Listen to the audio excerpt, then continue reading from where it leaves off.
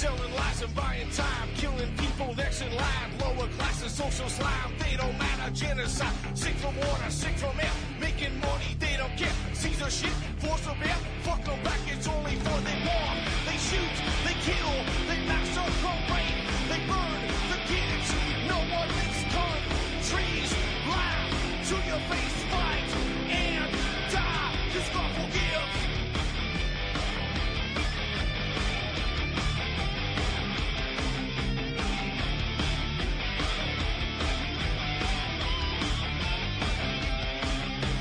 Selling lies and buying time, killing people next in line. Lower classes, social slide, they don't matter. Genocide, sick from water, sick from air. Making money, they don't care. See their shit, force a bear. Fuck them back, that's only fair. They bomb, they shoot, they kill, they massacre, rape. They burn the kids, no one leaves countries. Lie to your face, fight and die, cause God forgives. Yeah. Coming back around again.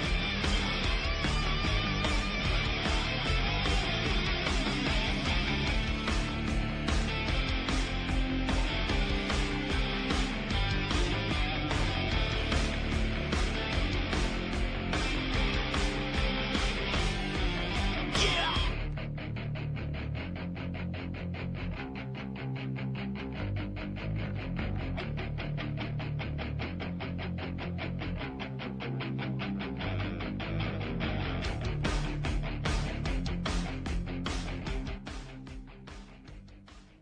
Hey, welcome to the show. I'm your host, Ron Stevens. This is Rock the Boat right here on my favorite little radio station, UCY.TV. And I'm your host for the next 2 hours. Now, I want everybody to understand this. We are at war.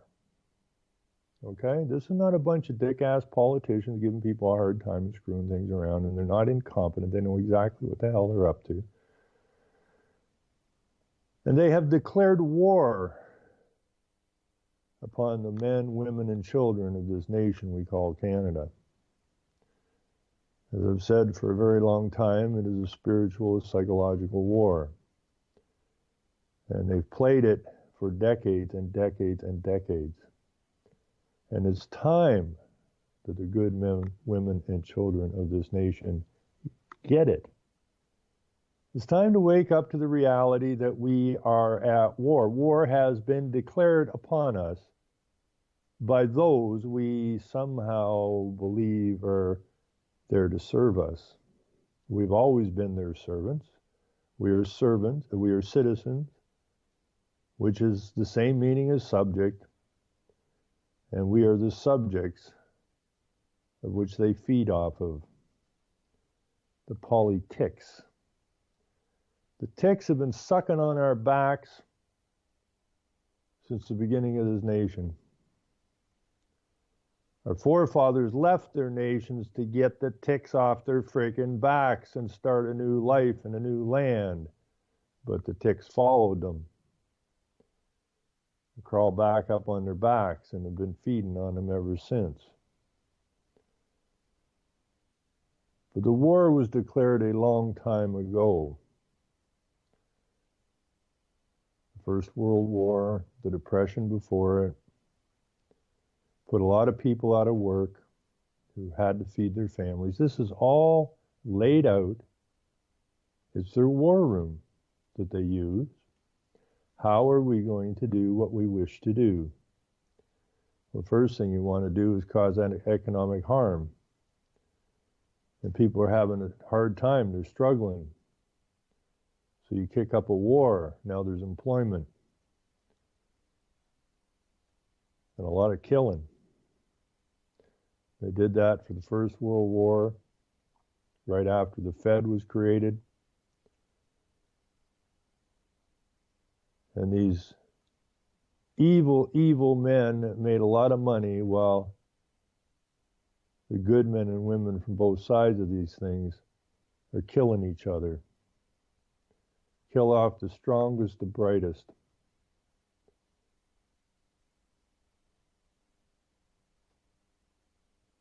In order to create a world government through the League of Nations. Keep saying this. It's got to sink in sooner or later to people. Israel didn't get the land they wanted. For the Zionists, the Jews, I don't see a big distinction between these two. And America didn't sign on to the League of Nations. So, as Wilson warned, not like he's a smart guy, or he would have never signed the Fed in there. Treasonous dog is what he was. And he ran around America trying to get America to sign on to under the League of Nations, but it didn't work. And he warned that if you didn't sign on to this thing, there'd be another war in the not too distant future. Geez, smart guy or what? No, I can see it. The boys that started the Fed pull Wilson aside and say, hey, bud, you better get these guys to sign on or we're going to do it again. I can hear Wilson, I done my best. I can't do it. Well, so be it. Long come another depression. People hurt and needing work. Long comes another war. Now that war, Israel or the Zionist Jews got what they wanted. And then the UN, or the League of Nations, was rebranded into the UN. And the UN was there so that we'd never have any more wars. Well, we've had nothing but wars since. The United Nations was there specifically to stop wars. The idea being that if someone started a conflict, the rest of the nations would go in there and put a stop to it ASAP, but that's never seemed to happen. Why is that? Because that was never the goal of the United Nations from the get-go. It's about taking down the world and forming a world government. So now you're not citizens of your nations, you're global citizens, global subjects. In other words, global freaking slaves to these sons of bitches that started these depressions and these wars that continue and these depressions that continue to this day.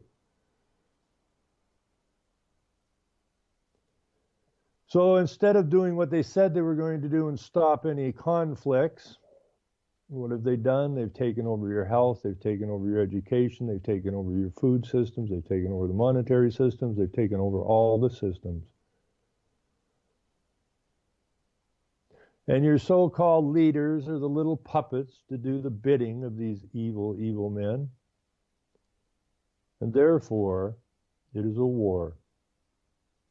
And we better come to the realization this is a war. You've been lied to since the day you were born, and the lies just keep getting bigger and bigger and propagated heavier and heavier through the media and the social media, the so-called social media. The social media is nothing more than a psychological tool to reinforce what the young people are being taught in the schools as to being the future. This is not a future. This is global enslavement. And people better get their heads wrapped around that ASAP. Now, we've been told that I still have people running around, it's climate change, you know. We're wrecking the environment. To those people, shut up, okay? Every time you say you believe in man-made global warming, all you're doing is putting a sign up in front of you. You may not see the sign because you're not that bright, but everybody else sees the sign. And you say, I'm stupid. I got sucked in by the propaganda and I'm still regurgitating it even though I have no basis for fact on what I'm regurgitating here. It has been pounded in my wee stupid little head, and any time that somebody says that global warming is a complete and total fraud, you're going, oh, you're a denier. Well, you're an idiot. And you can't deny that. But we are definitely at war. And it's time.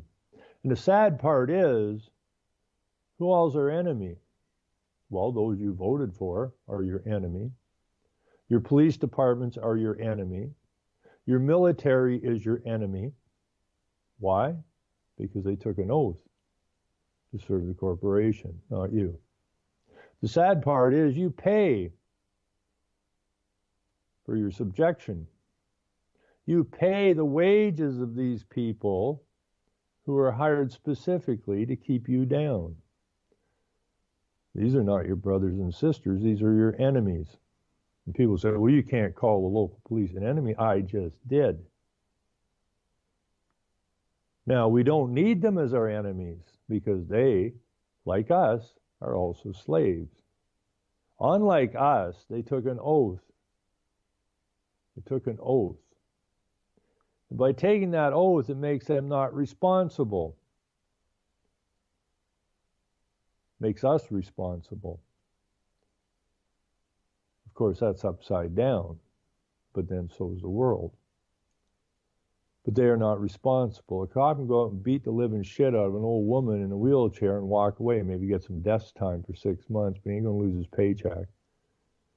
And we have an instance here in town where, not in town here, but in Toronto, where the cop, 19-year-old kid, standing on a freaking bus by himself with a penknife, taken down like a dog, a rabid dog in the street. Shot 9 times. And the cop was charged with manslaughter, I think it was. And he didn't serve. He served 1 night in jail, and he's out. And when this all settles out, and they'll drag it out for a few years till people forget about it, and this guy won't do any jail time. Why? Because he's not responsible. Why? Because he took that oath. Anyone that didn't take the oath is liable, chargeable, accountable. Those who took the oath are not. Perfect example of that is the cop who's going to beat the hell out of an old lady in a wheelchair and walk. The army can go and obliterate however many innocent people are on the list that day, and are not held accountable. Oh, well, geez, sorry we blew up the wedding party. We thought they were terrorists. Oh, well, nobody's held accountable. Your politicians can blow money out the window like it's out of style. They can make the most ridiculous decisions. They can send money like we did here, the Liberal Party here, sent $780 million to the Global Fund in order supposedly to help people with AIDS and malaria and polio and a raft of other diseases. And where did that money actually go? To the Clinton Foundation, because the Global Fund funds the Clinton Foundation. So you idiot taxpayer subject citizen, are on the hook for $780 million at interest to fund the Clinton Fund. Is anybody ever held accountable for any of this stuff? Not a chance. Why? Because they took an oath.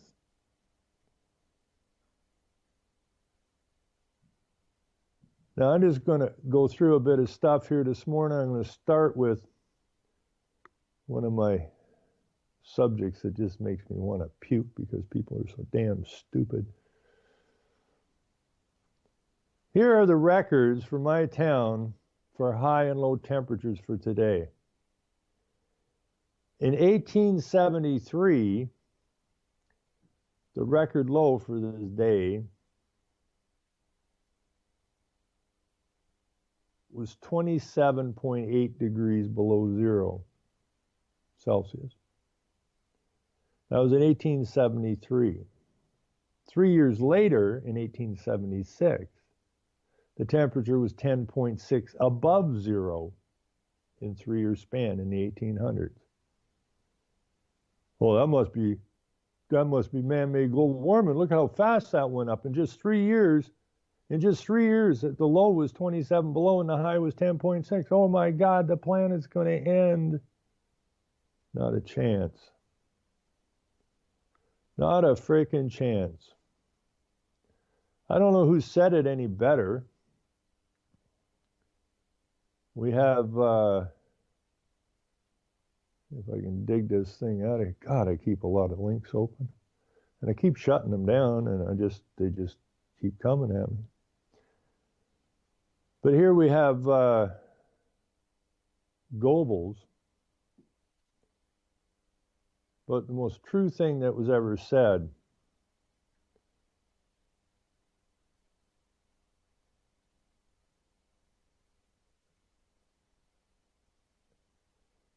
and why is this computer bouncing like it is? Nobody wants me to read this stuff, I guess. Joseph Goebbels. There's a quote from him. If you tell a lie big enough and keep repeating it, people will eventually come to believe it. The lie can be maintained only for such time as the state can shield the people from the political, economic, and/or military consequences of the lie. It thus becomes vitally important for the state to use all of its powers to repress dissent. For the truth is the mortal enemy of the lie. And thus, by extension, the truth is the greatest enemy of the state. So basically what he's saying here is that the state is the enemy of the men, women, and children who live in any nation. And that's true. The state is your enemy. The state has shackled you and feeds off of you for its benefit. And that has to stop. So the global warming lie is a huge lie. And they repeated it, I think, more than a couple of times, until it's drilled into people's heads, and even those who are wise enough to realize that the thing was a lie eventually succumb to the lie because they have so much pressure against them from the sheep buying at them that they give up. There's another quote here.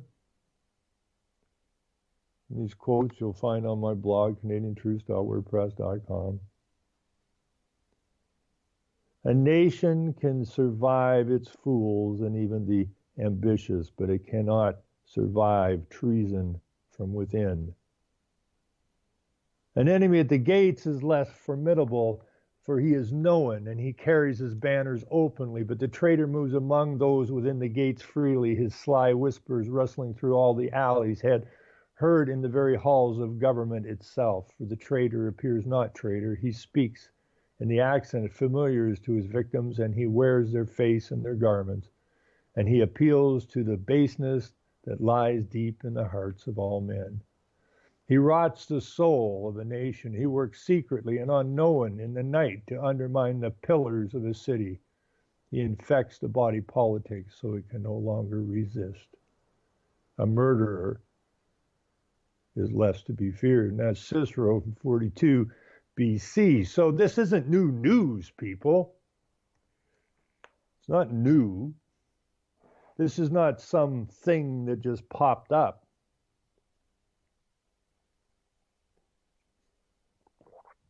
We are most definitely at war. As far as the global warming, I just see another quote I put in here. I don't get here too often anymore. I've got time.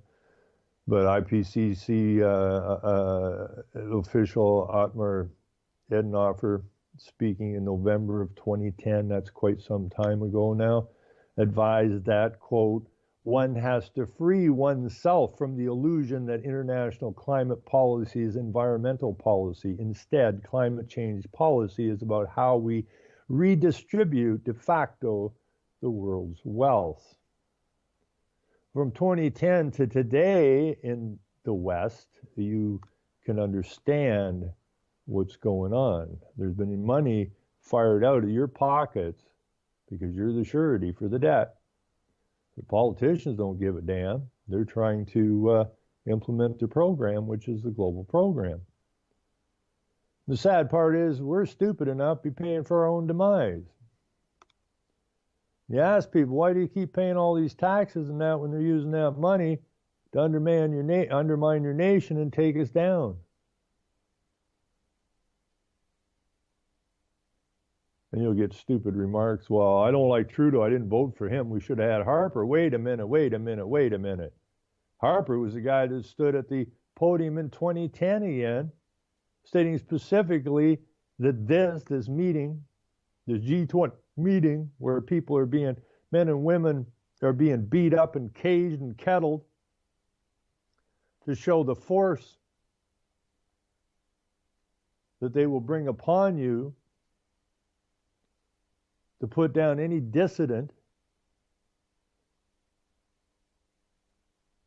And the G20, I always thought the G20 was 20 nations got together and said, well, okay, let's work together. In fact, it's a private company set up by two guys, both of which I forget their names right now. But you can look up the G20 and trace it back, and you will find it was set up by two men.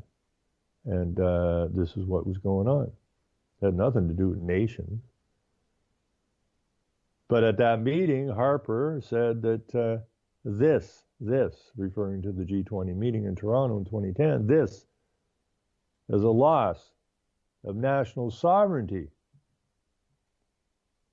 And smirking away there is, and some people don't like it, but it's just a simple reality. Never reported in the media anywhere.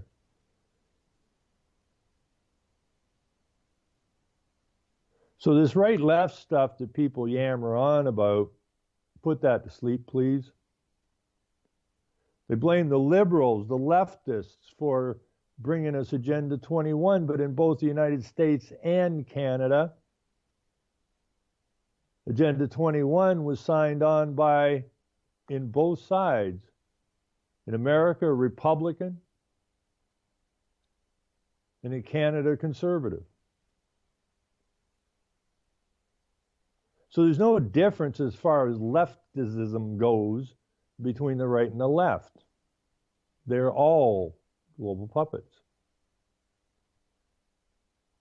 And that is a declaration of war, because when your so-called leaders are in the business of taking down your nation from the inside, we got to go back to Cicero. A nation can survive its fools and even the ambitions, but it cannot survive treason from within.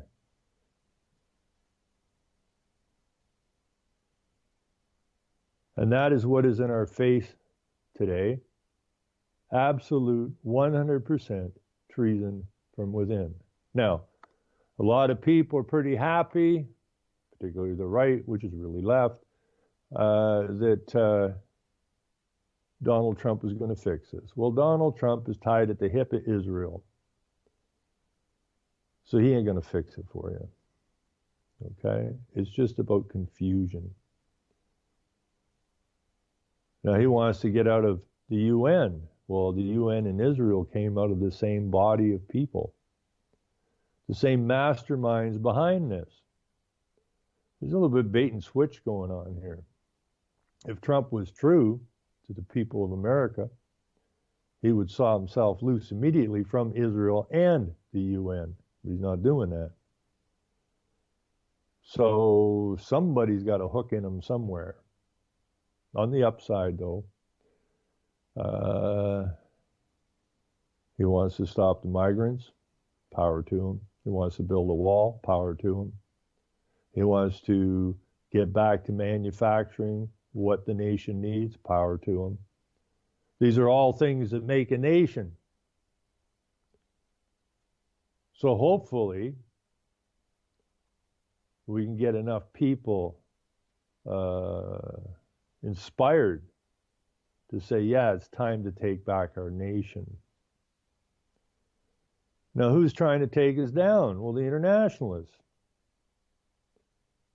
They're the ones that have control of the politics, the food systems, the manufacturing systems, the education system. They have control of it all. Like Rockefeller said, own nothing, control everything. And that's the whole idea, is they control all resources on the planet. And they decide what you get to use and not use. And that has to stop. There's nonsense of where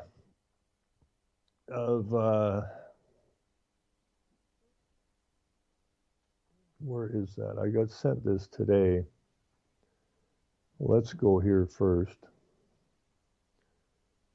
This was sent to me. Now, I put this post up last night after the show we did on direct democracy. I guess we're going to do it again because the gentleman that was on, Nick, seemed to enjoy the show. I said I would give him the floor as much as possible. It was very confusing, not for me, but either these people are not on top of things, or they're working for the other side. So we don't work this out. We'll do another show with Nick, and hopefully we can get him, bring him around. Okay, so this here is this is off the UNPA, United Nations Parliamentary Assembly, which is again global direct democracy, which we don't want because that's international, and that's international law. And therefore we are no longer a nation. And the whole idea is death of the nation states. So a group of Canadian parliamentarians advocates more democratic global governance. Friends of the UN in the Canadian Parliament support a UN Parliamentary Assembly following federal elections of October 2015. Now, I'll go and let's see, we'll open this link up and we'll stick it in the chat so that you can read it. Now, if you go to who's involved in the UNPA, just push on the logo at the top here and it'll take you back to the main site. You will see that our Prime Minister is a member of the UNPA. John McCallum, who was in charge of migration or immigration, is a member of the UNPA and bringing in the migrants. And the nations have signed agreements with the United Nations that we will house the migrants, that we will open our borders to migrants. To say this is not a UN program, well, that's just foolish. So we'll put that in the chat, if I can find it. No, I need somebody here just to run up and down my, I need a helper just to run up and down all my links here so I can find what I'm looking for. I'd be like Alex Jones, eh? He's got a guy, hey, look this up for me, will you? I have to do it all myself, but then I don't have any products to sell. I don't have the newest, latest vitamin juice like Alex has to sell. I have to do this crap by myself, which is just as well, because I'm dealing in truth here. That's psyops and other bull crap. Now, where is what I'm looking for here?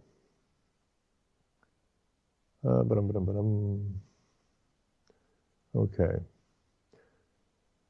So that's from the UNPA, and then D-Light sent me, and I thank her for that. I always thank everyone who ever sends me links. I can only look at so much. I'm busy as hell with other stuff as well. She sent me a thing, I think it's, I don't know where it's, pbs.org, and I'll put the link in here in a second. What I wrote here, and this is what I mean, I call him Tinkerbell Trudeau because he is a Tinkerbell.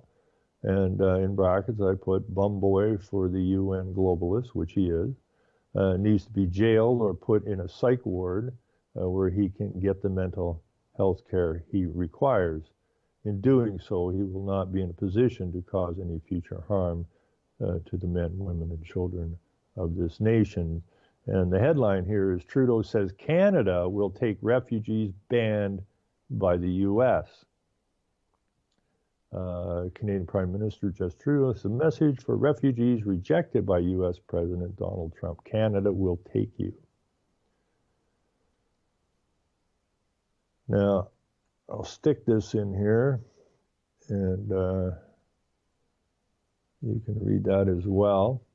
This is treason at the highest order. But then you say, well, you know, you got to be careful. I got to be careful with this treason thing, you know, because you know, we call them our nations and our countries and that, but really they're just corporations. So is it really treason?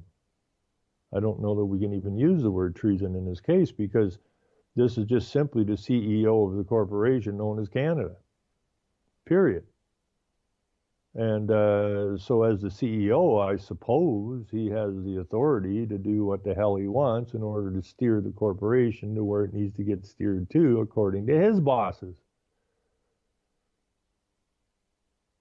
That's why there's no difference between the right and the left, because they do as their bosses tell them to do.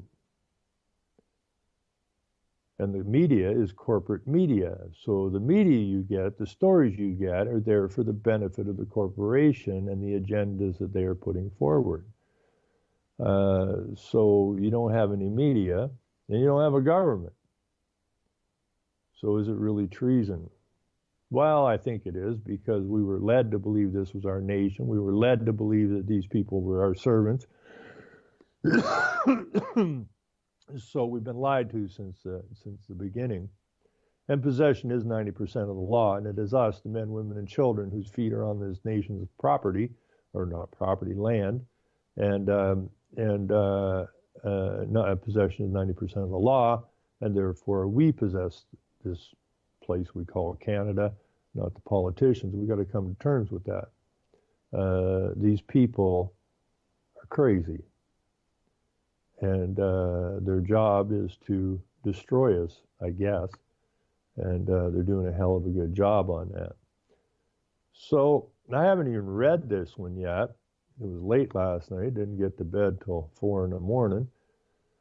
Let's see. He also intends to talk to Trump about the success of Canada's refugee policy. Trudeau reacted to Trump's ban on Muslims from certain countries by tweeting Saturday, quote, "To those fleeing persecution, terror, and war, Canadians will welcome you regardless of your faith. Diversity is our strength.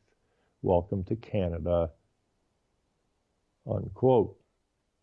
Trudeau also posted a picture of him greeting a Syrian child at Toronto's airport in the spring of 2015. Trudeau oversaw the arrival of more than 39,000 Syrian refugees soon after he was elected. And this is from Justin Trudeau again. Same quote. A spokesman for Trudeau said Trudeau has a message for Trump. The Prime Minister, is a quote, "Prime Minister is looking forward to discussing the successes of Canada's immigration refugee policy with the President when they next speak," unquote. Trudeau spokeswoman Kate Purchase.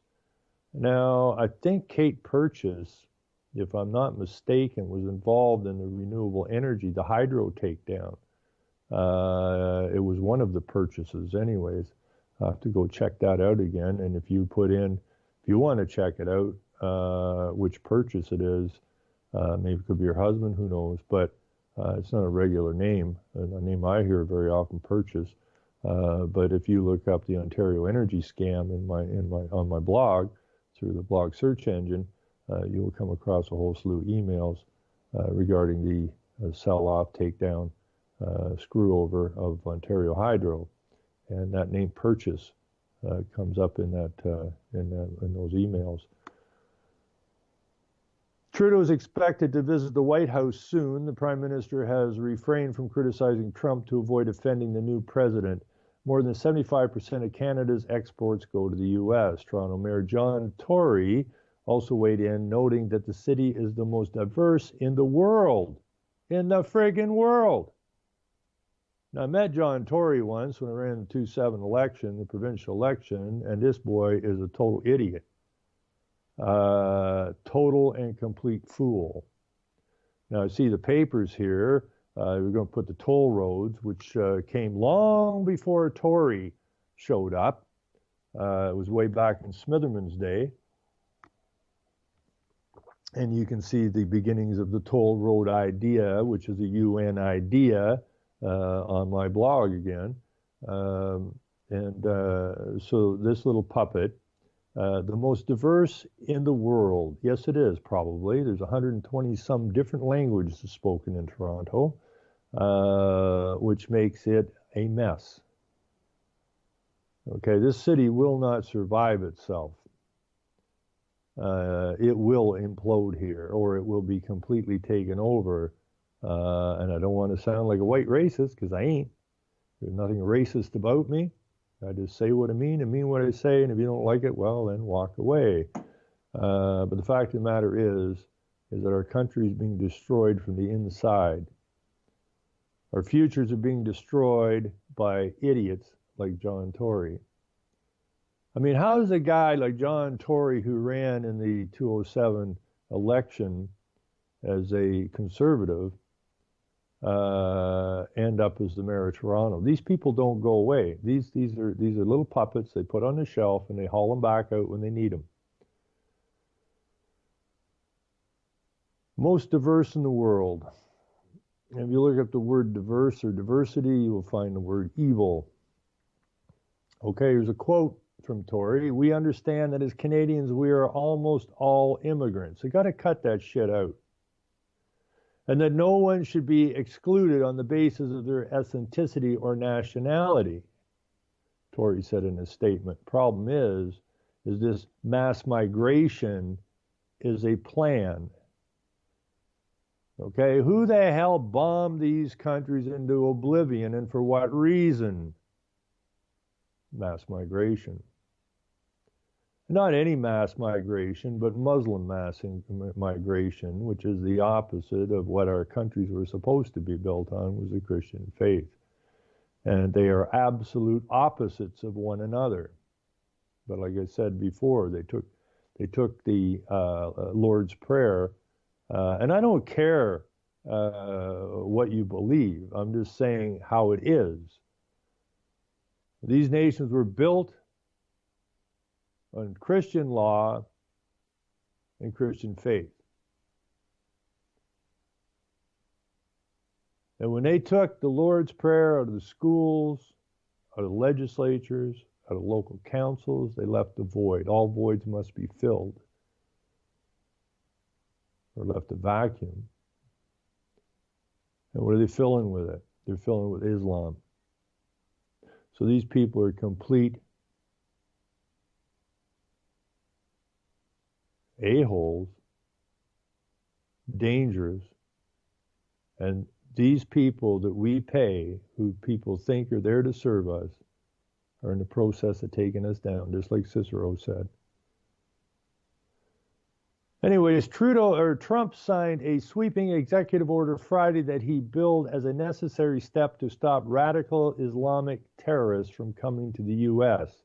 Included is a 90-day ban on travel to the U.S. by citizens of Iraq, Syria, Iran, Sudan, Libya, Somalia, or Yemen, and a 120-day suspension of the U.S. refugee program. Trump's orders singled out Syrians as the most aggressive ban, ordering that anyone from the country, including those fleeing civil war, are indefinitely blocked from coming to the United States. The Syrian refugee crisis became a major issue in Canada's election in 2015 because of the haunting image of a drowned 3-year-old Syrian boy washed up on a Turkish beach. The boy had relatives in Canada. Now that's your corporate media would be playing the shit out of that. Trudeau's tweet quickly received more than 150,000 likes. Quote, "Welcome to Canada," trended in Canada. It's really quite pathetic. and it's going to get more pathetic before this show's over today. I got another note from D-Light. That's not what I'm looking for. I got another quote from D-Light last night late, which I didn't know about because it can't be everywhere. And that's why I like when people send me links that need to be put to the people so that they understand what the hell is going on here. Now, speaking of war, now the United Church of Canada was one of the first churches to agree on gay weddings. The United Church of Canada holds in a high esteem Morris Strong, Al Gore, David Suzuki. None of them are Christians. None of them. David Suzuki is an atheist. Morris Strong is that Benai faith, or whatever you call it, and a New Worlder. And Al Gore pushes the pagan goddesses, all held in very high esteem by the United Church of Canada. So let me see here. Where am I headed to? Find this. And then we will get to this. No, that ain't it. That ain't it. And that ain't it. Where the hell did it go? There it is. Is that it? No. Where did I leave that link hiding? Well, we know how to get to it anyway, so we'll go back here and find it. From D. Now I post a lot on the municipal Facebook of Sudbury, and a lot of them don't like what I post there, but tough luck, eh? But this is a link from Sudbury that Dee sent me, and we'll take a look through this. Oh, this is CBC News. Okay, I did have that link up there. I didn't think it was from CBC News. That's the Communist Broadcasting Corporation of Canada, our corporate liars. This is a brilliant story because it's important you understand we're at war. Now, when I went to the meeting, and I don't know how long, it's got to be, I don't know, 6 years ago now, probably 5 at least, years ago that I went to the meeting in our small town of the Muslim youth. They put on a meeting here. And I went to it. I was the only one there, and which was fine with me. So I had an opportunity to talk to these guys for about 2 hours. And we had a very good conversation. We had, nobody was screaming or yelling or pushing or none of that kind of stuff. We just sat down and went through some stuff for a couple of hours. And I explained to them that they were being used, but they are convinced, and they are convinced, make no mistake about it. These people are 100% convinced that the Quran will be the religious book of Canada and Sharia law will be the law of Canada. Absolutely convinced. I explained to them they were being used because the world religion will not be Christian or Islamic. It will be earth worship. And so you boys are being brought in here to destabilize everything. And when they're done with you, because you're being played as useful idiots, when they're done with you, they will wipe you off the map. I mean, they've already proven that. How many times you had your asses bombed in your own countries? So they have no respect for you. They're using you to undermine the nations in the West, but when they get them undermined, if they can, then you are bye-bye, because they think nothing of you. They think nothing of bombing your asses. I mean, the proof's in the pudding, isn't it? They've been bombing your asses for decades. So they're just using you, and you're playing the role of the useful idiot. But because you're coming here, the United Nations and everyone involved in it, including all our so-called elected representatives from the local level, provincial level, and the federal level, are all guilty of this because they're all involved in moving UN globalist corporate agendas from our local level to our federal levels.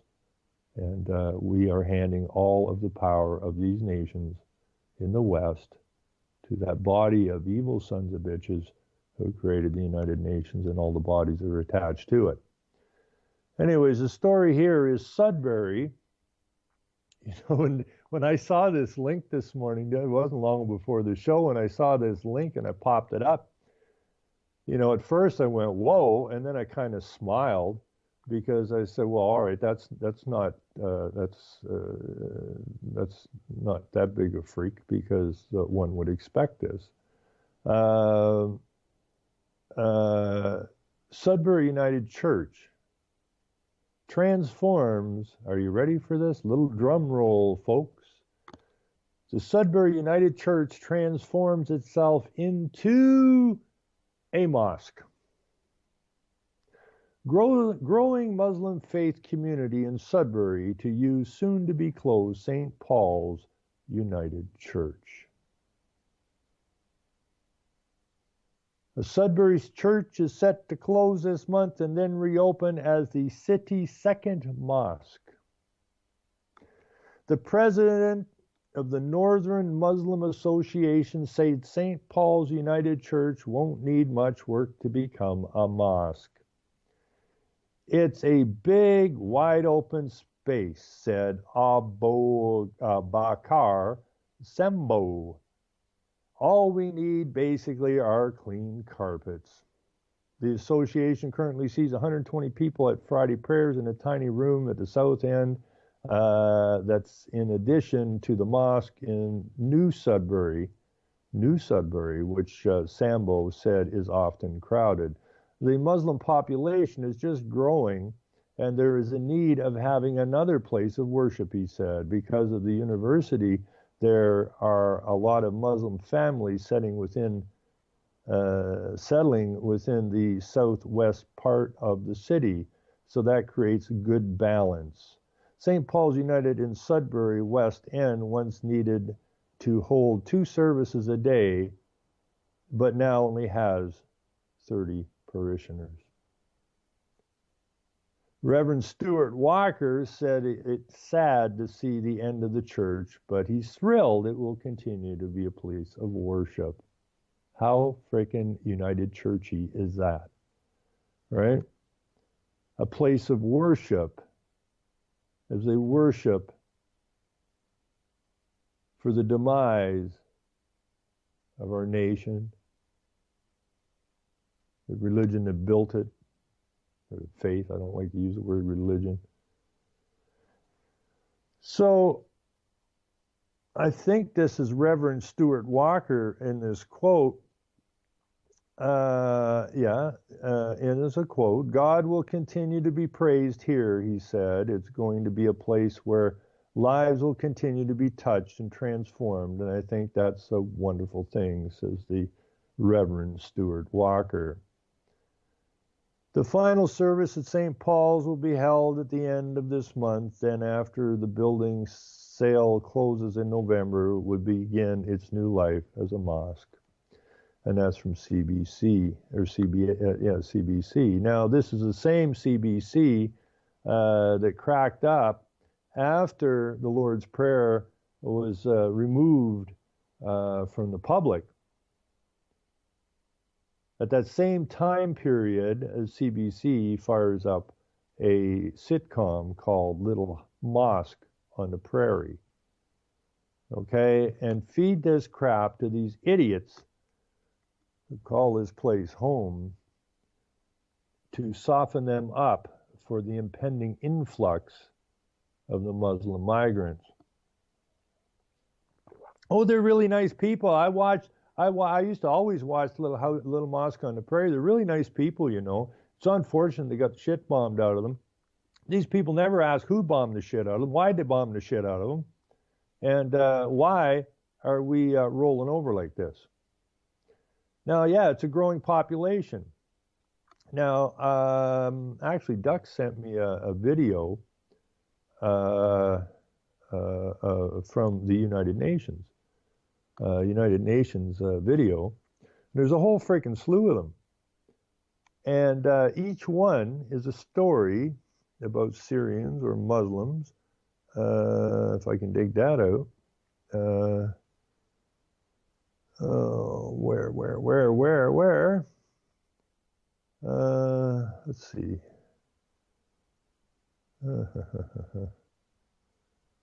Okay, maybe I don't find it. Oh, here it is, right at the bottom of the list. Well, I'm going to put this in here first. Now, the churches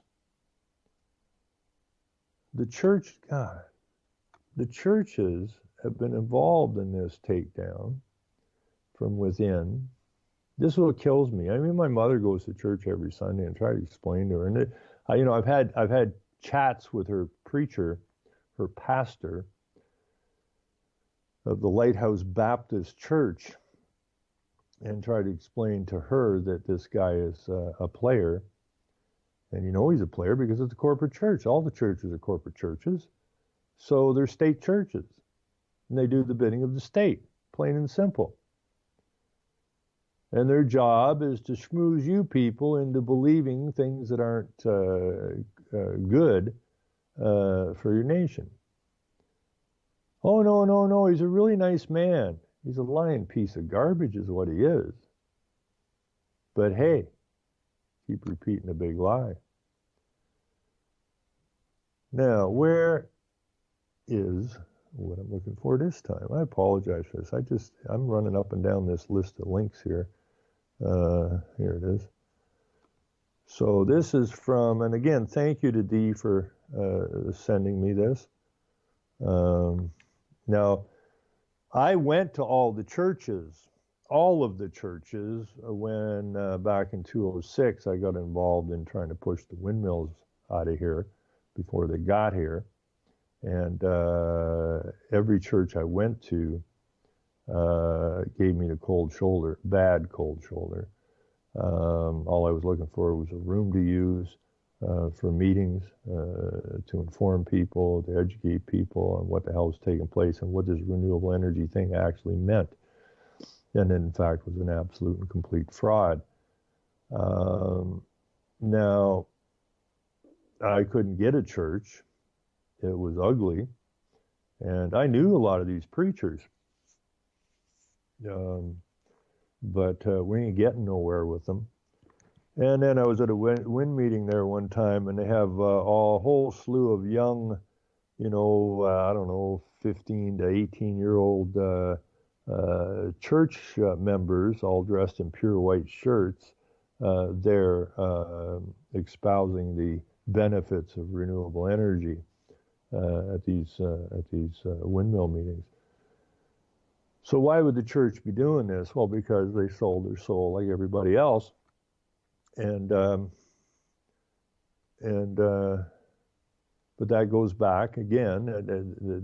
That's another thing that's on the blog. And this particular piece got the one preacher from the Lutheran Church who was prepared to give me the keys to his church to use for meetings.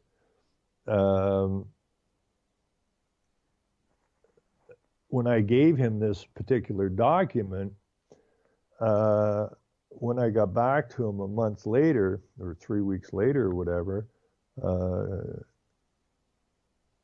he's not even at the church anymore. He has been removed from the church because when he read through this, and there's quite a few references in there to the Lutheran Church, when he read through this, he probably was a little freaked out about it and probably made a call or two to ask, what the hell is going on here? And once a cult member becomes a dissident, then that cult member will find himself out on the street with no voice, how it always works. So this particular, The Rise of Global Green Religion, if you haven't read it, I read this on the show, or a lot of it on the show one time.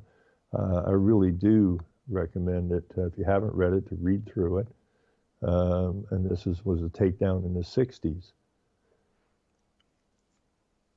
You know, we thought the 60s, and that was, you know, this youth cultural change. It was no different than Occupy or any of these other things. Idle No More, Black Lives Matter. This was creating chaos.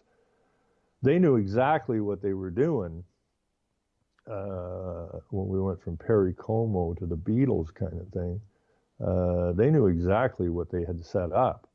We down on the ground, just especially the young people, thought, oh boy, this is great. This is our time. Not our time. We're just being used as fools.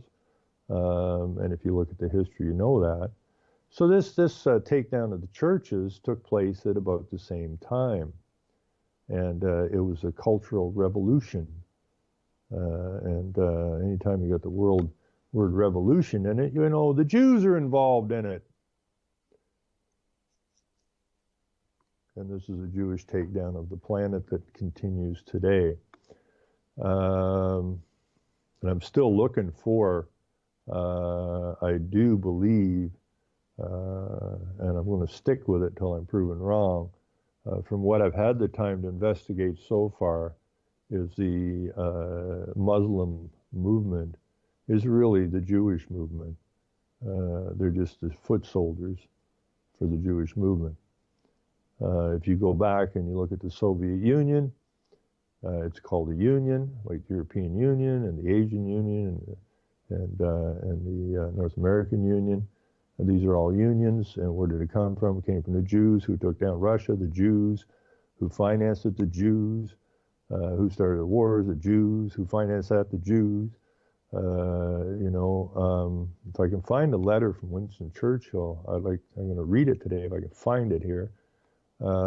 Because he, who is also a treasonous dog, was jumping all over the Jews, but he was one of the people that was invested in creating the nation state of Israel. But he was pro-Zionist. He thought the Zionists somehow were a better shake for the world than were the Jews who took down Russia. So, yeah, you know. Beware the hook nose, my friends. And if you're listening and you're a Jew or a Zionist or something, and what I'm saying is irking you a little bit, well, go do some research, my friend. Okay? Don't call me a Holocaust denier or anti-Semitic or any of that stuff, because that blows right over top of my head. It doesn't attach itself to me in any way, shape, or form, because that, again, is like putting down climate deniers. You deny the Holocaust, you deny global warming, you deny that GMO food's good for you. You know, like, give it up. We get it. We get it. Now, once again here, I got to put this in here, and then we'll go from there. So I put the mosque in there from the United Church, and this is the document that took the churches over.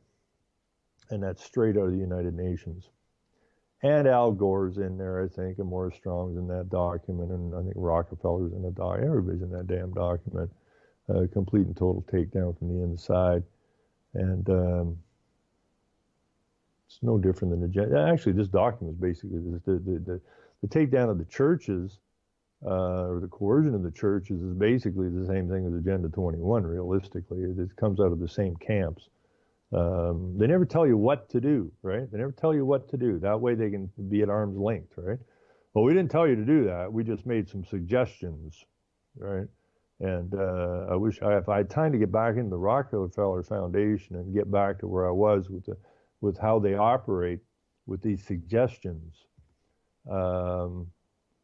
they come up, they make a problem that didn't exist, and then they make suggestions, scenarios. They do scenarios on how we could deal with this particular problem that didn't exist before they made it up.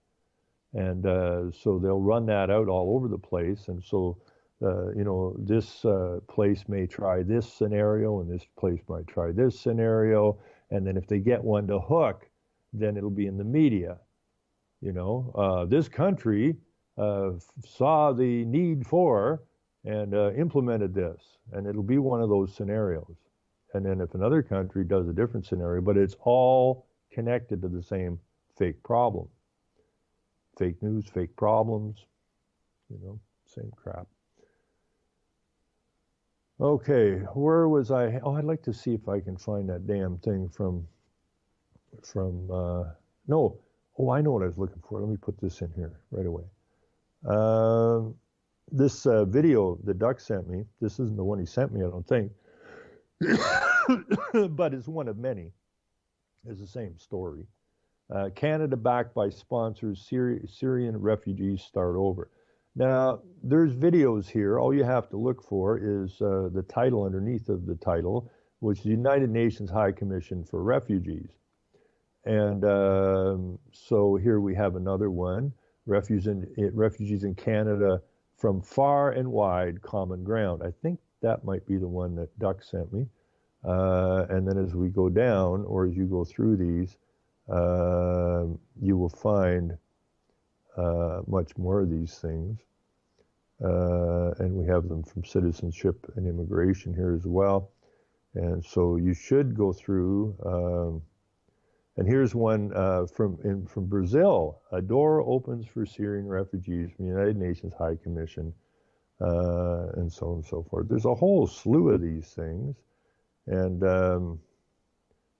then we have the National, which is one of our national media outlets, struggling to adapt one Syrian refugee's family's story.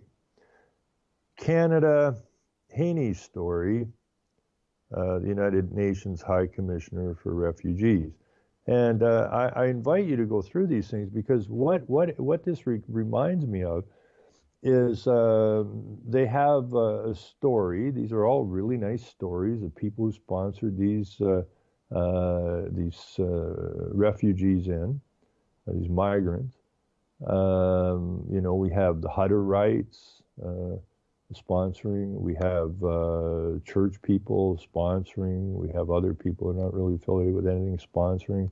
But what they're doing is they're planting them. There's one there from the Yukon. There's one there, I think, from Saskatchewan. There's one there from Toronto. There's one there from the East Coast. They're there from the West Coast. Fort McMurray, for crying out loud, has a humongous mosque. What the hell is a mosque doing in Fort McMurray, of all places? Now they're putting them in the Yukon. They're putting them everywhere. Okay? So what they're not doing is they're not bringing 30,000 or 50,000 or 100,000 or 300,000 Muslims into Canada and dumping them into, say, Toronto, okay, where they can be together and put a community together, which would not be unlike the Irish or the Scottish or anybody else that when they came here. They would build a community center so that they could continue with their traditions and whatnot, but they integrated in and all worked together for the most part. So they learned a language and worked with each other. This is not what's happening. They're dispersing these in little cliques all over the place. Actually what they're doing is they're dropping breeding stock in, if you will. Some people might not like that terminology, but to those people, tough. That's what they're doing. They're dropping breeding stock. A few breeders here, a few breeders there, a few breeders here, into all of these little communities all over Hell's Half Acre. And they breed like rabbits.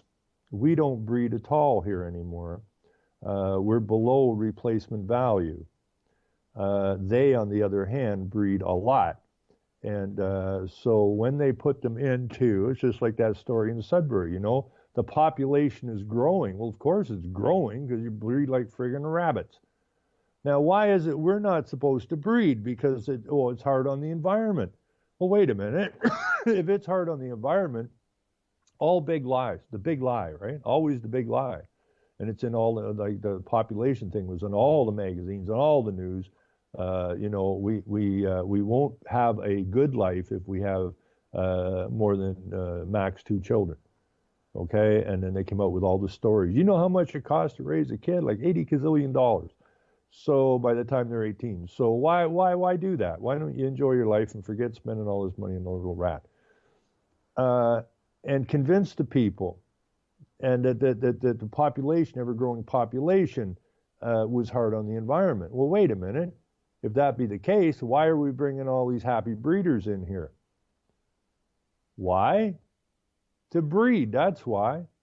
Now, when you look at it from another angle, when the same companies that started this place and wanted to take over the resources, it's always about resources with these people, they wanted to get rid of the natives. So what did they do? They put them in indoctrination centers called state schools. Okay? And where are your children? Your children in indoctrination centers called state schools. Now, when they wanted to get rid of the population that was standing on the resources that they wanted, what did they do? Well, in the case of the natives, smallpox seemed to work good. And they gave them blankets that were infected with smallpox and wiped out huge portions of their population. Now, what they did here was they convinced you not to breed, and then they brought the breeders in, and pretty soon your population is annihilated. So, it's like when you drop in Syrian refugees into rural communities in Saskatchewan and the East Coast and up north and in the Yukon. Make no mistake about what the hell Muslim wants to go and live in the Yukon. They're here for a purpose, people. They are the infected blankets. And you're watching white genocide take place right in front of your freaking eyes. And it's time to come to terms with that. It's absolutely time to come to terms with the reality that is facing us. This is a war. Now, are we going to be like in them old war movies where, 4 or 5 guys with guns line up a few hundred people on a ditch and the people just stand there while they get mowed down? There's no way the number of people in these old movies, the number of people that were standing with their guns could have possibly killed everybody before those people got at them. But instead of moving forward, they stood there like sheep. They got mowed down and fell in the ditches. All they had to do was bulldoze them in, or not bulldoze them in.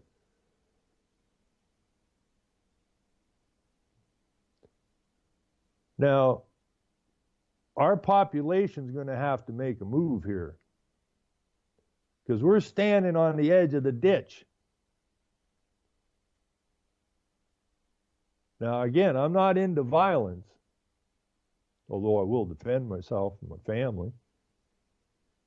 But I'm not looking for violence. But I'm also not looking to stand on the ditch and smile while our population who built this nation is annihilated. That can't be allowed to happen. So we're going to have to strengthen our minds and our spines a little bit, and we're going to have to get active. Now, every one of these videos, I'll stuff one of these videos in here right away, I guess. This is not the first one to duck in, but there's a whole, just go down the sidebar, there's a whole slew of things. And understand what you're looking at here. and these happy little people who are seeding the virus, if you will, into our communities. And people say, well, how do you know they're so mean? Have you ever met one? No, I haven't. It's not a matter if any of one of these individuals is mean or not mean. That's not the point. A lot of these people don't know why they got bombed. A lot of these people don't know why they're here.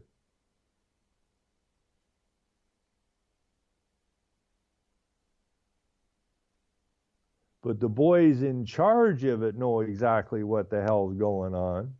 I mean, it's simple in the state schools with the Native children. I'm certain there had to be some of these people in there that thought they were doing the right thing,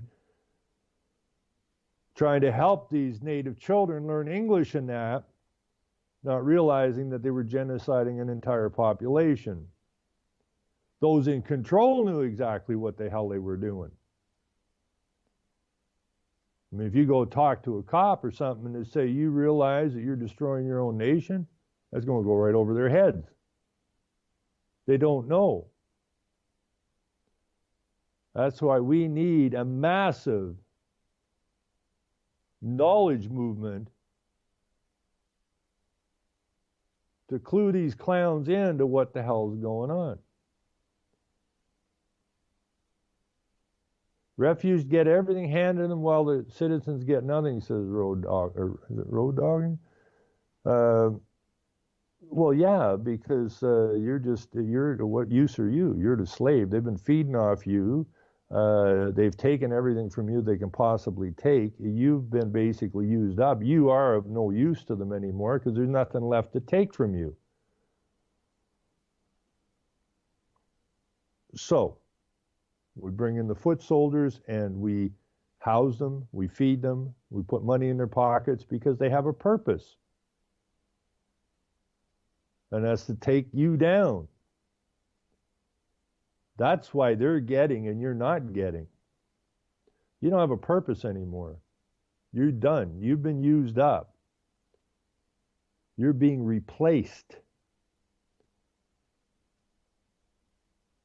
So the foot soldiers need housing, they need money, they need government support, because as the foot soldiers, they're doing what your government wants them to do. You're pushing back. So you ain't getting nothing. They cut you loose. Make no mistake about it.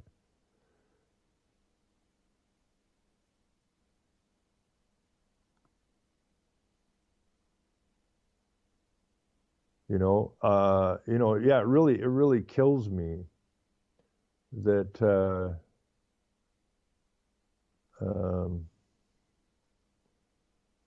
okay, well, I got to get back down here to the bottom. Okay, so these films are all coming out of the United Nations High Commission for Refugees, the UNHCR. Now, our nations have signed an agreement with this United Nations High Commission for Refugees that we would bring the refugees in, the migrants in, the very migrants that they created. Why would they be creating these migrants? I mean, wasn't the purpose of the UN was peace on earth? That all these nations would bound together, and if somebody started a conflict, they would come in there and squash it immediately. Well, that never happened. Why is that? Could have been they were lying from the get-go? Of course. Of course they were lying. So what do we got here? Voices in the dark, children on the run. This is a month ago. With global forced displacement at a record high. Are you ready for this number?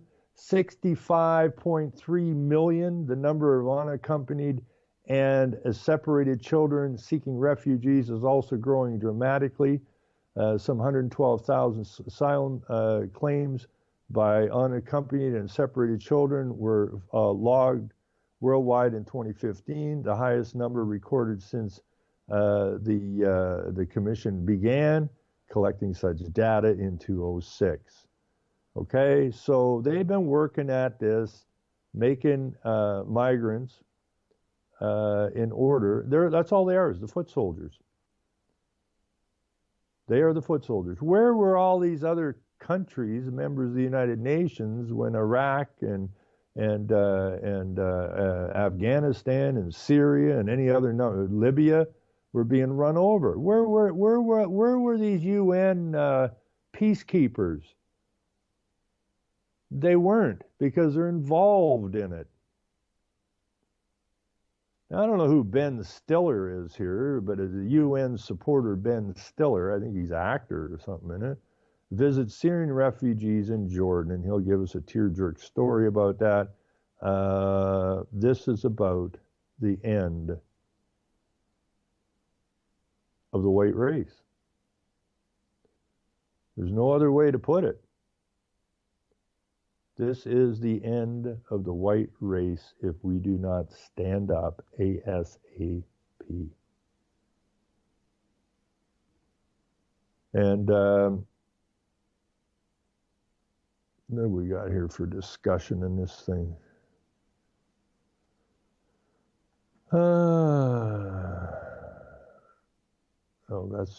I see. That's the, okay, that's the YouTube site for them. Okay, let's go and get, I'll just send you this link, because there's a whole slew of videos in there that should make you, one, puke, and two, understand what we're up against here. You know, I've been chewing on the UN for as long as I can remember, and you know, I've heard too many times. I'm still hearing it today. Oh, the United Nations, they're kind of like this toothless body. That's always the deflection, right? What do you care about the United Nations? They ain't got no teeth. What do you mean they got no teeth? We all signed on to them. Of course they got teeth. We're agreeing to do what they want us to do. Oh, no, that's not. I've heard that for years and years and years. I'm still hearing it today. And that's just a deflection, because the most evil on the planet who set this thing up don't want the light shone on them, because they, who were set up by the tax-exempt foundations and the Jews, which are tax-exempt foundations basically, don't want the light on them. They don't want to be seen responsible for what's going on. They're still putting themselves out as the saviors of the planet and so-called humanity, which is just animals, which the Jews, you know, are involved in it, because everybody that's not a Jew is looked at it as a cattle, beast, an animal, whatever. So we are, as humans, animals, and they can do as they wish with us.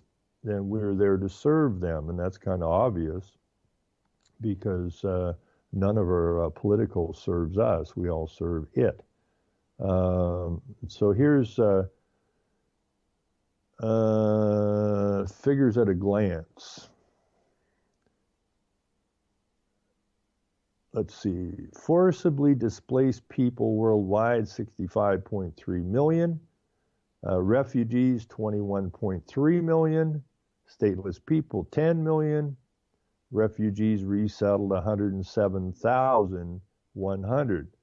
So we've got 21.3 million refugees, and 107,100 have apparently been resettled. So we still got 21 million plus refugees looking for a home. And where are they coming from? Somalia has 1.1 million, Afghanistan has 2.7 million, Syria has 4.9 million. Top hosting countries: Jordan, Ethiopia, the Islamic Republic of Iran, Lebanon, Pakistan, Turkey. And look at this: the USA, Germany, Canada, uh, and all the Western countries. And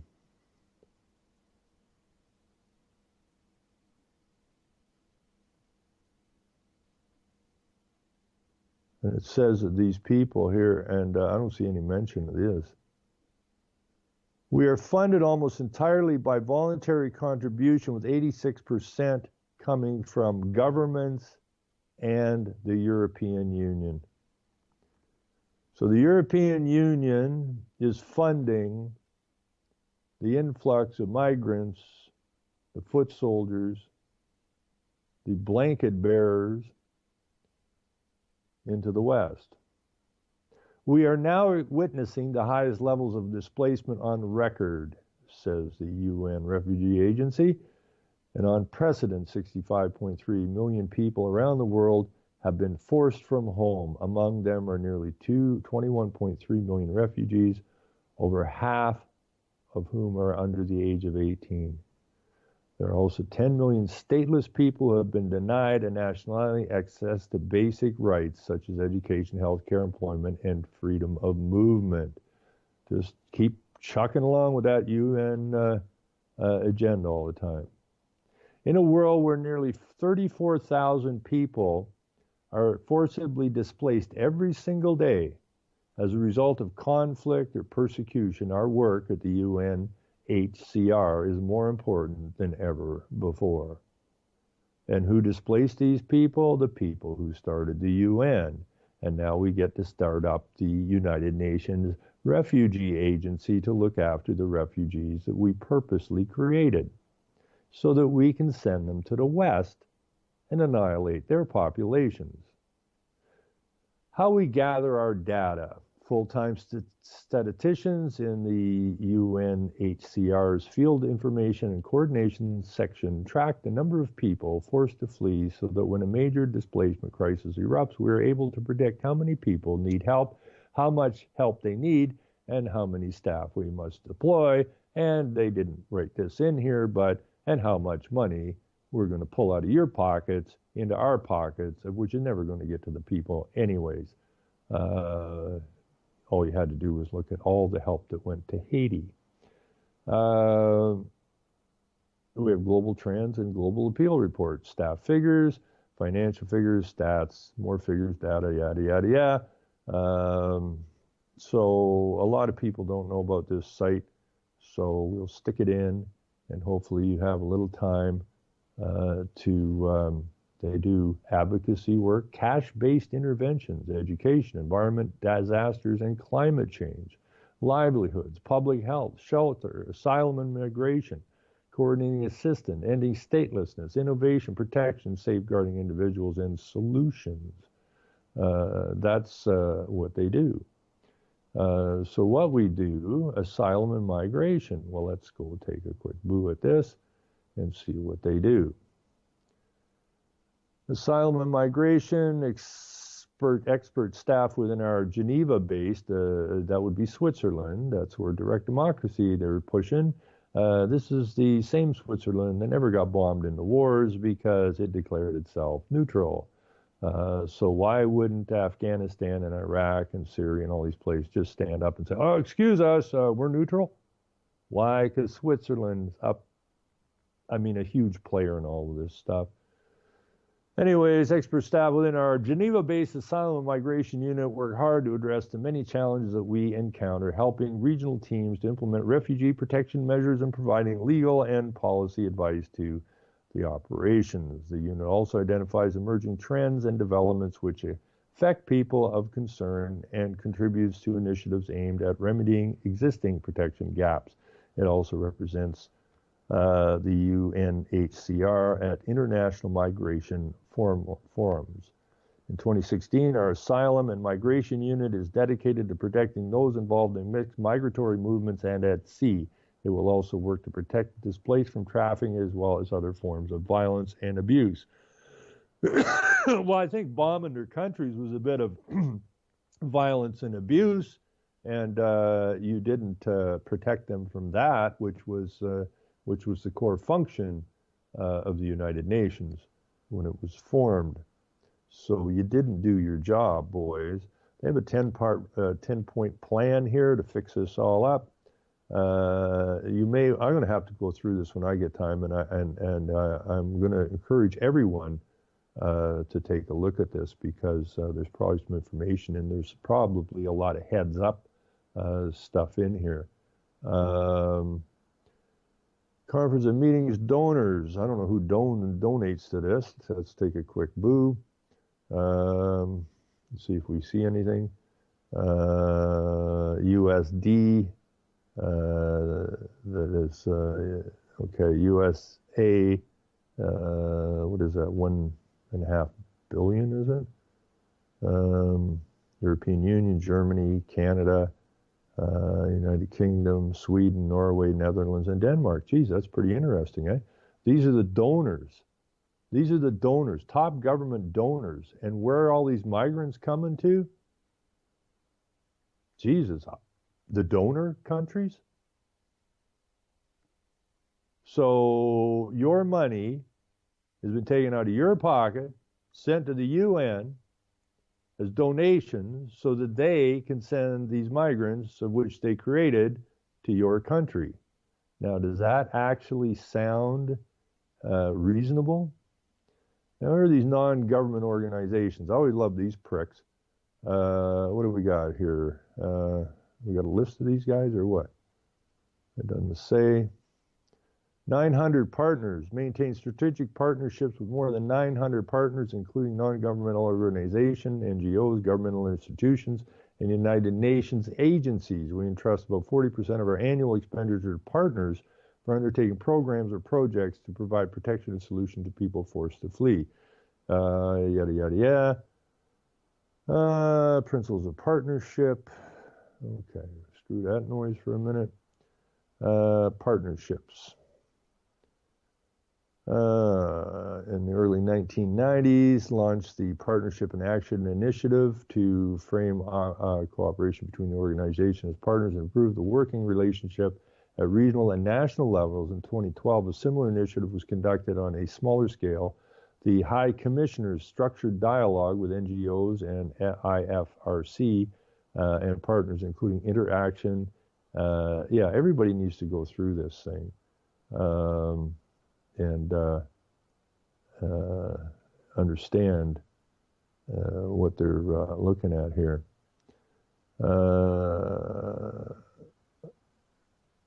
Here's some black people. I don't know where they're from. Sitting in front of a United Nations refugee flag, and this lady has 2 young children. And she's sitting there with her back up against this flag with a big smile on her face. That's really pathetic. So you have all these appeals and everything. There's lots, you're supposed to get involved. Sister organizations. Who are these sister organizations? Sister organizations, World Food Program, UN Children's Fund, which is UNICEF, the World Health Organization, which is your health, the UN Development Program, UNPD, the Office of the Coordination for Humanitarian Affairs, the UN High Commissioner for Human Rights, and the Joint UN Program on AIDS and HIV are all involved in this. Office of Coordination for Humanitarian Affairs, so human rights, yada, yada, yada. So these things are all listed here. People do not spend enough time understanding what they need to understand. And let's see, Rio 2016 Refugee Olympic Team. I don't know what the hell that's about, but people really don't spend enough time looking at outfits like the Rockefellers, where a lot of this stuff comes from. They set it up, they test on how they're going to sell it to you, selling the lie.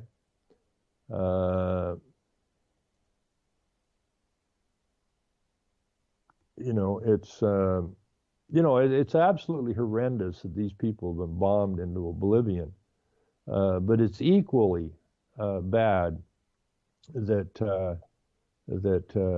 we are going to take a beating on this.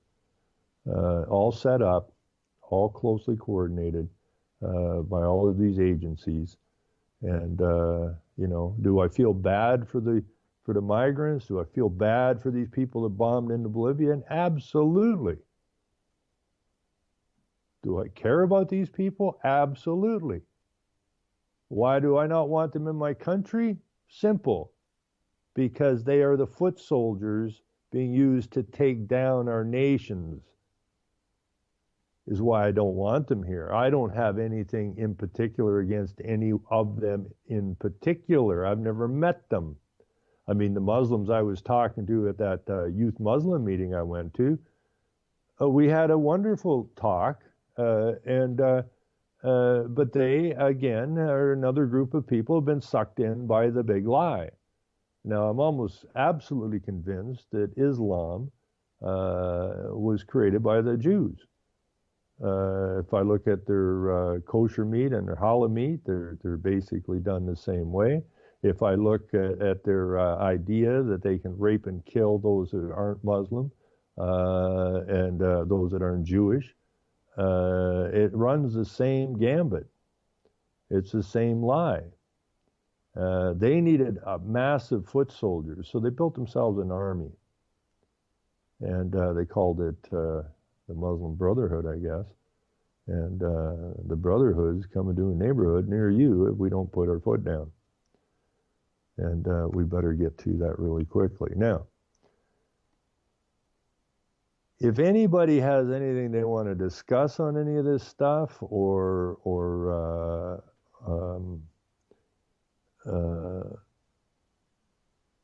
whatever, I'm going to throw this in just as an offshoot. I don't know if I threw this in before. This is I'm going to have to get Nick back on here because he thinks I'm confused, which I'm not, which leaves questions. But this is, again, I want people to understand that if you're going to get involved in this direct democracy thing, understand what you're doing, okay? You're a foot soldier. And you are basically what Cicero warned us about. Because here we have direct democracy, Ireland, a national citizens movement. Show your support for the DDI, and then right underneath that, UN advisor stresses the need to develop direct democracy globally. Globally. This is what I was talking to Nick about last night. This direct democracy is not about, in any way, shape, or form, your local area or your province or state or your federal laws. This is about global, to protect human rights globally. Okay? That's what it's about. It's about global governance. So, sometimes people latch on to things because it sounds good to them. They're frustrated. I get that. But if you do not understand what you're involved in, well, then you become something maybe you weren't planning on becoming. The fact that this direct democracy is absolutely attached to the same group of people who fired up Occupy. It's about chaos, and it's about order out of chaos. And Occupy and direct democracy are absolutely tied together. Same people. And if anybody thinks Occupy was anything but a constructed fraud, then you haven't done any research at all. We called that out. I and John called that out when it first hit. It took, John was actually, my ex-co-host was actually taken up with this a little bit because it sounded reasonable. Anytime you have a global movement, you know where it's coming from. It ain't from the people. The people of the world did not set up these global movements. It's an impossibility.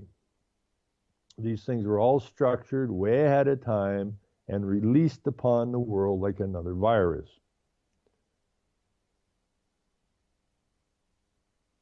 So while direct democracy sounds good, and as I said on the show last night, if anybody's listening to it, I have, without ever hearing about direct democracy, understood what needs to be done. That we have to create our own bank. We have to use our resources as our collateral, which makes us, Canada, the richest nation on the planet, bar none. And we do need to get rid of the party system and get back to representative. I'm all with that. The problem these people don't seem to understand is it's not what this is about. This is about a global governance package. And that ain't going to work because the whole idea is that somebody, I mean, this is international law. This is not Canadian law or American law, right? Which isn't law anyways, it's legal corporate structures. But this is all set up with international lawyers on an international basis, and Nick brought something up last night, like what if we wanted to, make the environmental laws stronger? Well, that's exactly what this is about. That's one of the aspects of it. So somebody in some little dick-ass country can say, well, we need to do a law about this. Well, they stew it up. The lawyers put it together, and it's already put together when it lands into whatever little country it's going to land into. And then you get a global vote on it. Well, as Morris Strong said, isn't the only hope for the planet that the industrialized nations collapse, and then our responsibility to bring it about? Help bring it about? Absolutely. In your criminal minds. So now we know for a fact that there's very few whites on the planet compared to the rest of the population. We are the vast, vast minority. So now when you go with this direct democracy on a global scale, we may protest and may vote against some ridiculous environmental law, but we're not going to win the vote. We will lose every single vote that is detrimental to our nations. And I'm going to have Nick back on, and we're going to discuss that, and we're going to attempt to get it through his head, as that what he is doing is exactly what Cicero said, and that's treason from within. A lot of good people out there get sucked into these movements because they are frustrated. They came through a school program and were indoctrinated, or they didn't do their research properly. And then they run around pushing these programs. I mean, Occupy, how retarded is Occupy? We hate the corporations. Well, who the hell funded Occupy? Well, I don't know, the corporations. We hate fracking, but we love windmills, really. And who is fracking? Oh, it's the same people that brought you the windmills. So it's always about divide and conquer. Two sides. And they control both sides, and they determine which side's going to win, which is always their side, because they control both sides. And that's just exactly what Morris Strong or Rockefeller told Morris Strong when Morris Strong was going to run for the Trudeau government in 1968. What the hell are you doing, Morris? Well, I was going to run for the Liberal Party. Why do that? We already control both sides. We got a lot more influence from the outside than we do the inside. So Morris Strong never ran for politics. As Rockefeller said, we don't want to own nothing. We don't want to be invested in any of this stuff. We just want to control it. Own nothing, control everything. Well, we own nothing because we're in the legal system, and we're being totally controlled at the local, provincial, state, federal levels. But now, all of our resources are being handed over to the globalists And they will control everything. Our resources may say that they're still within the boundaries of this nation, but we will have lost all control over them, and we already have. So when they look at it from a global scale, and they can come in here and cut our timber or mine our ore and take it out of here because it's needed somewhere else on the planet, you will have no control whatsoever. No say over whatsoever over any of your resources. Not your water, not your minerals, not your fish, not your lumber, nothing. That's global direct democracy. And that's the death knell to all nations. And what is the purpose of the United Nations globalist program? The end of the death of nation states.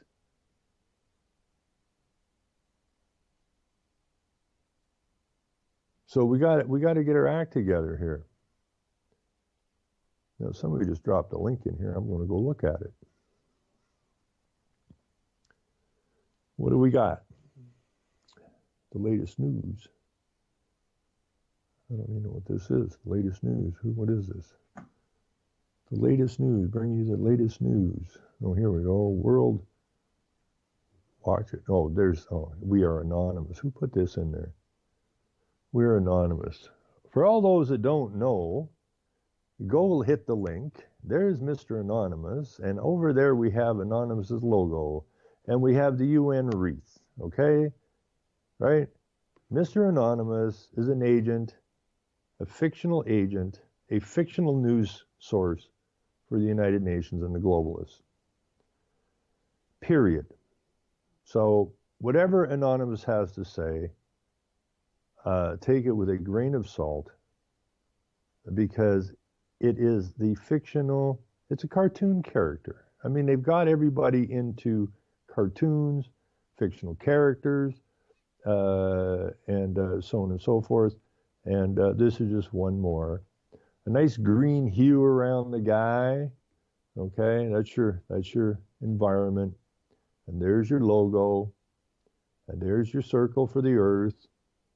And there's Anonymous.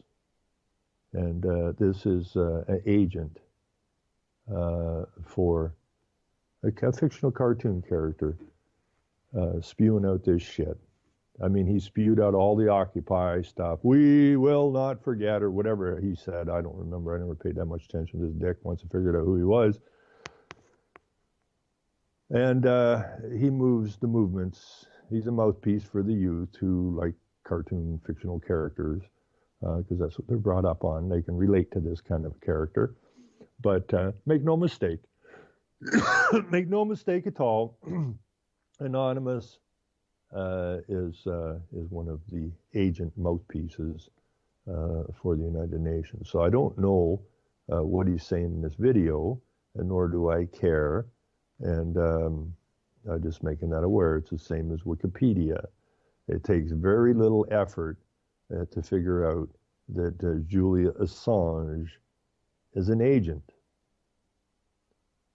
And I don't understand, but see, on the internet, the social media, I would say probably at least 90+% of what's presented on the internet is bullshit. Distraction and mind manipulation. People hook onto these things. They never asked any questions. Oh, there's something popular. Let's follow that. Bunch of lemmings. It takes time to do proper research. You know, I've had lots of things I could have jumped on, and some of them turned out to be correct.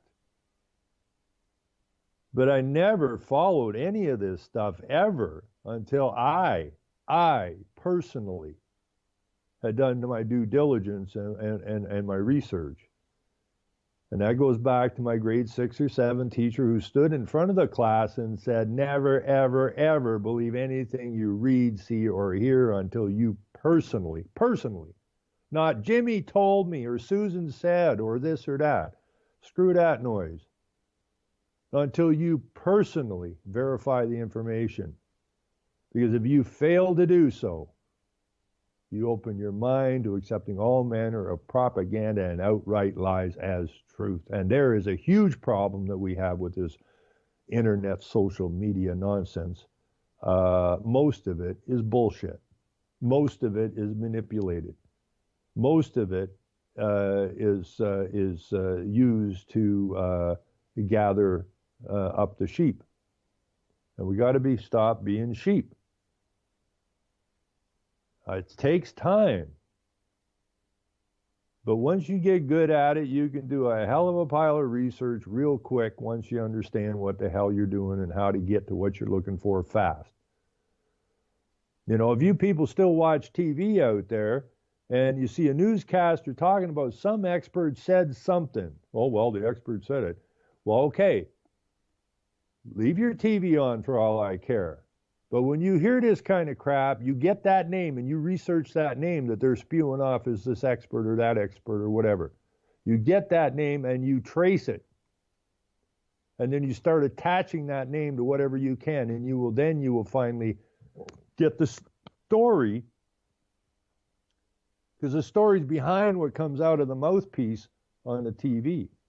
Learn how to read newspaper articles. Right? Don't just buzz through it. Every time you see the word study, every time you see the word suggest, every time you see the word expert, that should ring an alarm bell in your brain that you're being hosed here somehow. You're not being told the real story at all. And that's when you go to work. And it ain't that damn difficult. It's not that difficult. You get good at it, it gets real easy. Yeah, science says, expert says, Al Gore says, Pierre Trudeau, or not Pierre, Tinkerbell Trudeau says, or any of these politicians. None of these people serve you. That's the first thing you got to come to grips with. Okay? The next thing you really need to come to grips with is you can't vote. You've never voted. So why are you voting? If you vote, you're saying you're an idiot. Because it's a corporation and the only vote you got's a proxy vote. Voting on behalf of someone else. It's the only place you can do that in a corporate vote. I can assign you to put my vote in for me in a corporate vote. It's a proxy vote. And all your votes are proxy because you can't vote. Only the citizen can vote, but you ain't the citizen. The citizen is a piece of paper, not you. One's fictional, one's real. And so you vote as an agent for the fictional you, which means you never voted. You are the man or the woman. You are the sovereign.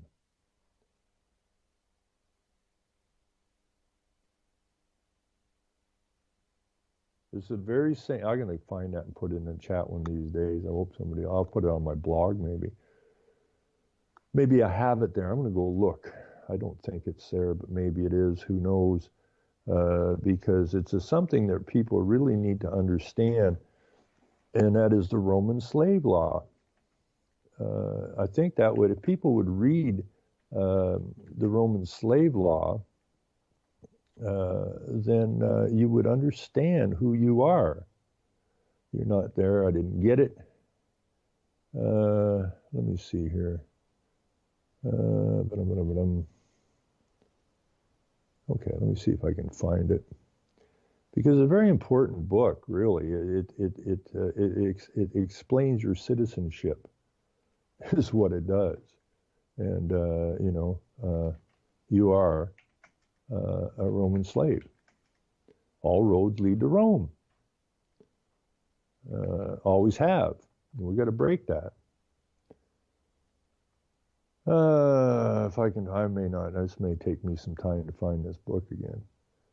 Freedom and Slavery in Roman Law, Roman Empire, the First Century, the Roman Slavery in Ancient Rome, Slavery in ancient Rome, unskilled slaves are those sentenced to slavery to punishment, work on farms and mines and in mills, yada, yada, yada.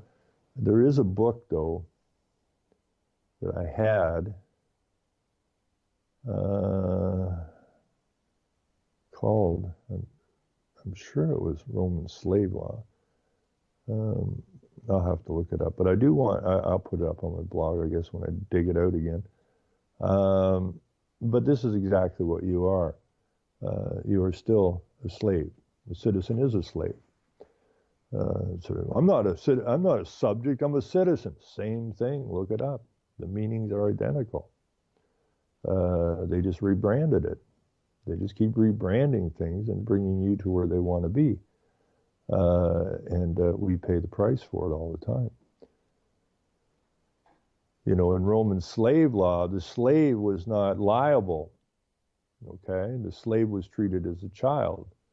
The master, the slave's master, if the slave threw a rock through your window, which I didn't know whether they have, don't know if they had glass windows back then or not, but if they ever broke something of yours, the slave was not liable. Okay, the master was liable. Because the slave in the slave law is basically in the child position. He's not the responsible party. Just like today, if your kid breaks my window and he's underage, the kid isn't charged. Okay, who's liable for the damage? The parent, because the parent is accountable and responsible for the child up to a certain age. Same thing that we're living under today. You're not responsible, okay? Because you're basically the slave. You're the one that produces for the state. Now, your master in this case is your fictional name.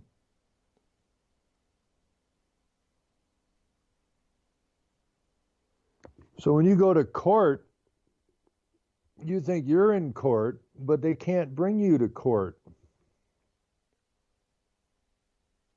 because you're a child of the state.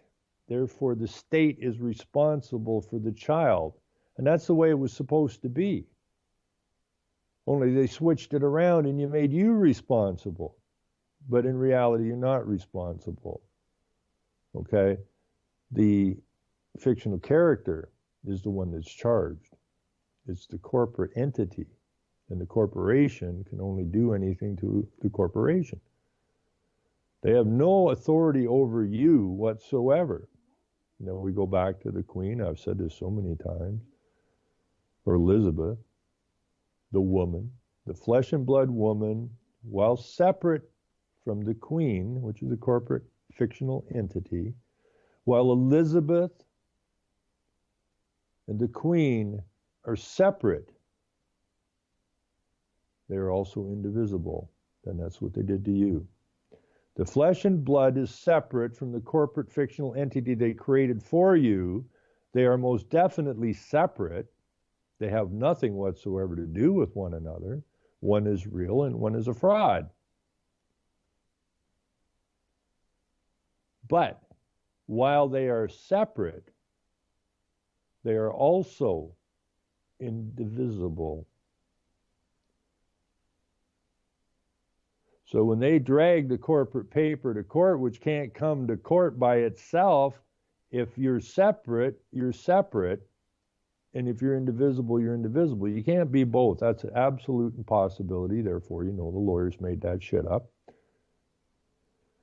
They charge what they created. They created this fictional entity with your name. They stole your name. Your name, which they stole, and all capped, is the surety. That name is the surety. That name, that piece of paper, is what they use to back loans. That would be fine if that was separate. But they made you indivisible. So when they take out a loan on that name that they created, that fictional name they created, the state identity. By making you and it indivisible, then you're on the hook, slave, for producing wealth that they take from you to pay the debt that was created by the fictional entity. Now, we have to separate ourselves once and for all from these two things, and we can't do that in the legal system because this is the legal debauchery, or whatever you want to call it, okay? You cannot be separate and indivisible. So we must separate ourselves from the state. But the only way you can get back to law and freedom and peace is to separate from the fiction. The legal fiction, which by definition, by the way, is amoral, and get back to law, which is moral, which means we have to separate ourselves from the state. And what is the enemy of the state? The truth. What am I trying to give you? The truth. Without the truth, we ain't going to fix anything. We will never be able to separate ourselves. The man and the fiction must be separated. One is dead, one is alive. The dead is not supposed to interact with the living.